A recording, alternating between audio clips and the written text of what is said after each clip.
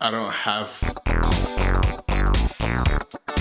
Hello friends and enemies, welcome back to Card Game Review. My name is Toxy. Let's get into it.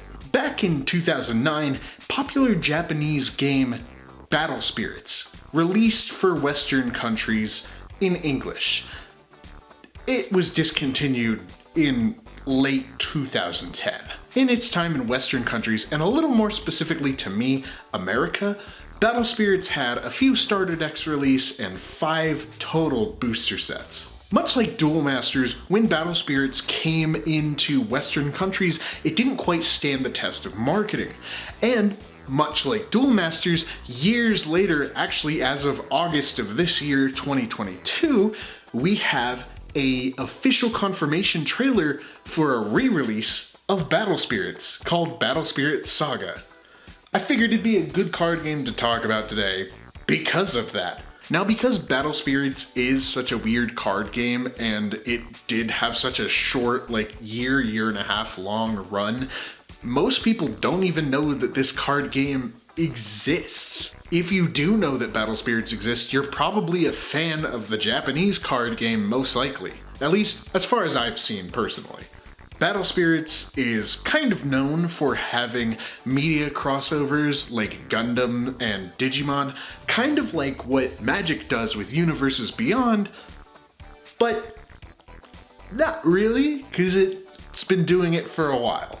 Other than that, the game has some overall really fun incorporated gameplay elements that I think make the game pretty fun to play, but we'll go over that when we get into gameplay and final review stuff.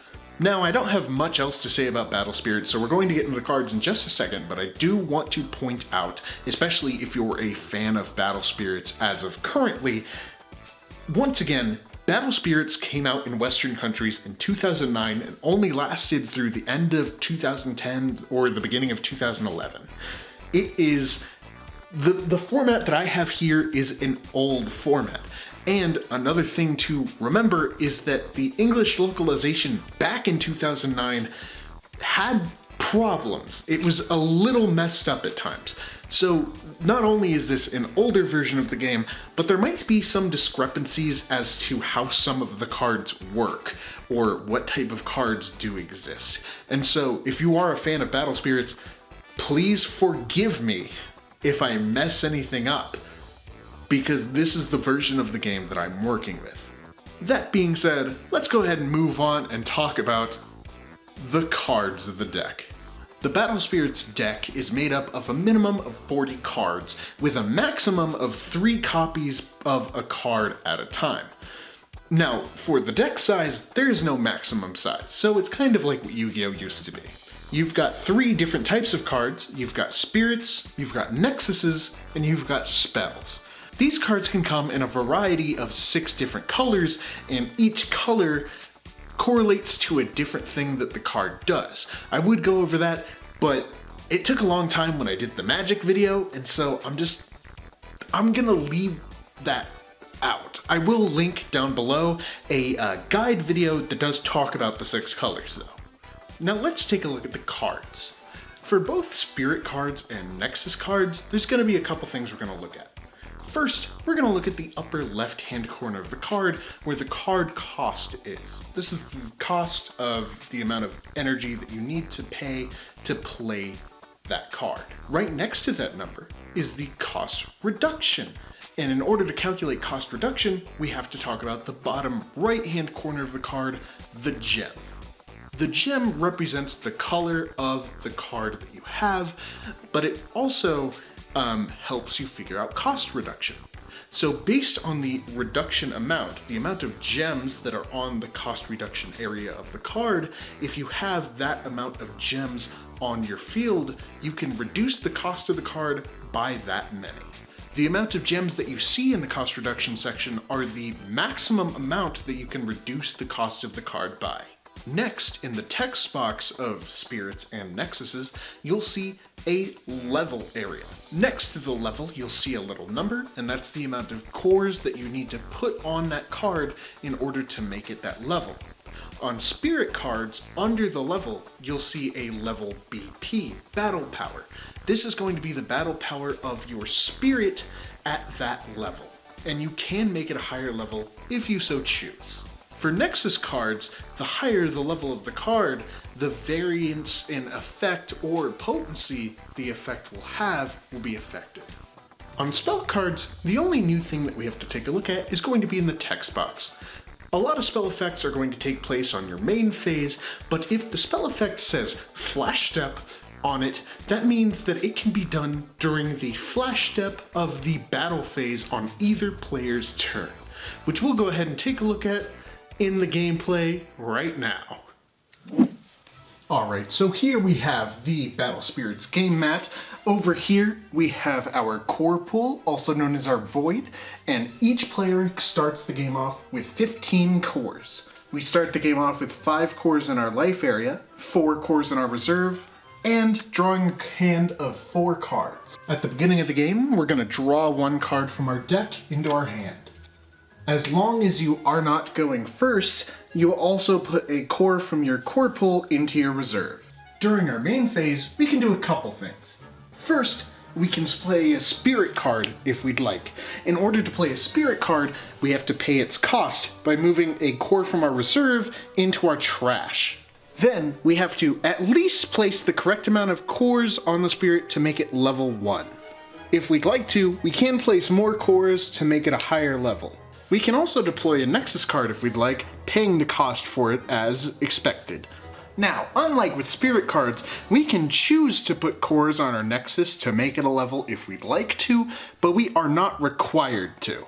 If we have any spell cards we can play on our main phase, we can of course play it, paying its cost to play it. Just remember that some cards might say Flash Step, and it might be more beneficial to use them during your Flash Step. Moving on to the battle step, we can take any of our spirits and exhaust them to attack. Much like with other games, if a spirit is already exhausted, we cannot use it to attack. It would be at this point in time that any player that has a spell that says Flash Step would be able to use that Flash Step spell in response, as long as they can pay for it. When a Flash Step spell is used, the attacking player can then choose to use a Flash Step spell in response. And then if each player is able to, they can keep going back and forth until that chain ends. After the Flash Step, we move into the blocking phase, where the player that our spirit is attacking can choose to take one of their non-exhausted spirits and exhaust it in order to block our attacking spirit. If the blocking player chooses to block, we enter another Flash Step. If not, we don't.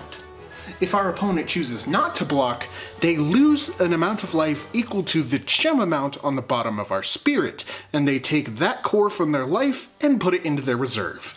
However, if our opponent has chosen to block, a couple different things can happen. First, if one spirit has a higher battle power than the other spirit, the spirit with the lower battle power gets destroyed.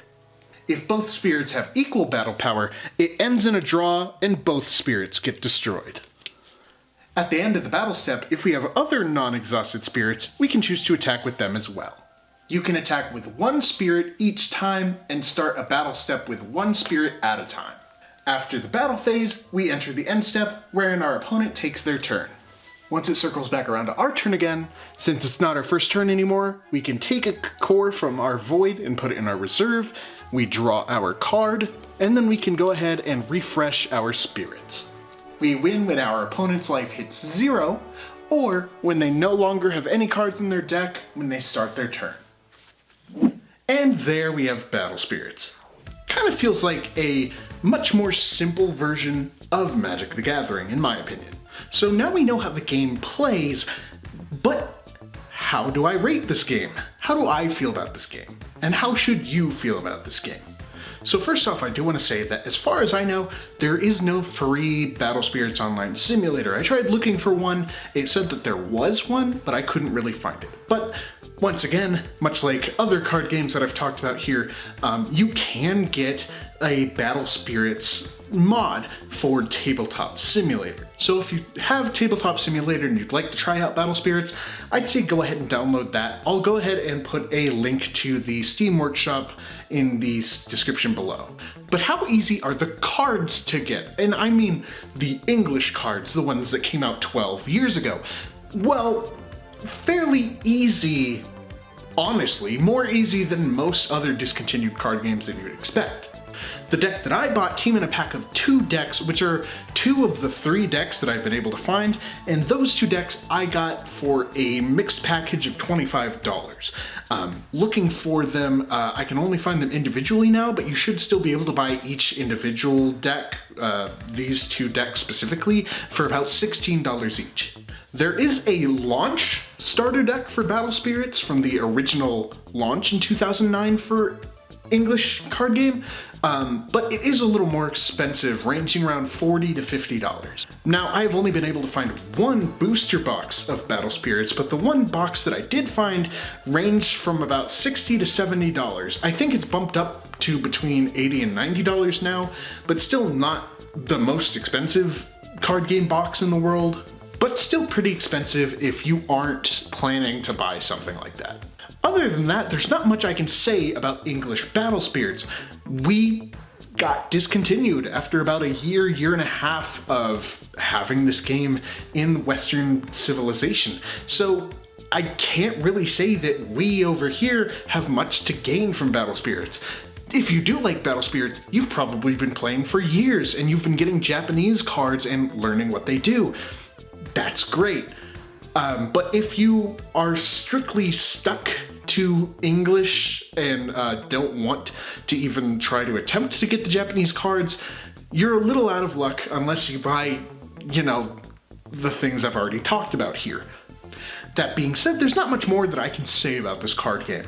So what would I rate this game for Western countries, at least? I would say I'm gonna rate it a 5 out of 10. Not that I think the card game's bad, but just until we get Battle Spirits Saga in 2023, I don't really think that there's a lot that I can really judge about this game. You know, it's a weird game that not a lot of people, as far as I know, have even actually heard about. I also can't really get a grasp on how fun this game is. I feel like it would be interesting to play, but I don't know if it would be fun. I would have to play it myself, and it's a little hard to get people to want to play a game called Battle Spirits that they've never heard of. That being said, thank you so much for joining me on another card game review. I know I'm kind of stuck between 3 series right now, 4 if you count the chaotic lore bits. I'm really just trying to get through at least the card game review because there's a bunch of other stuff that I have planned, but I want to thank you so much for watching today. Let me know how you feel about Battle Spirits, the game. Did you like what you saw here today, and are you excited about Battle Spirits Saga? Or do you think it was a little lackluster? Either way, Battle Spirits Saga is going to play differently from this game because it's going to incorporate the new mechanics that have been brought out since this card game got discontinued in Western countries. But I hope you enjoyed the video. Let me know how you liked it down below.